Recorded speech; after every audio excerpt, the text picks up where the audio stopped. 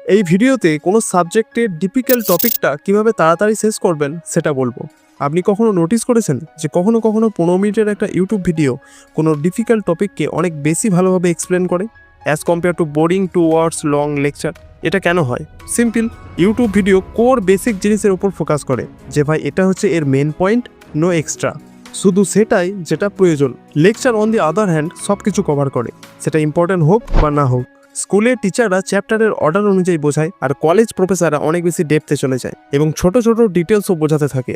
এই জন্য আমার ফর্মুলাতে প্রথমে মেন আইডিয়াটাকে বুঝুন আর তারপরে ডিটেলসে যান। কোনো কমপ্লেক্স চ্যাপ্টার বা টপিক শুরু করার আগে সেই টপিকের কুইক ভিডিও দেখুন, যাতে যখন আপনি সেটা ডিপলি স্টাডি করবেন তখন সেটা যেন আপনার ফ্যামিলিয়ার মনে হয় এবং এটাও বুঝতে পারবেন যে কোন জিনিসটা ইম্পর্টেন্ট আর কোথায় আপনাকে ফোকাসটা দিতে হবে।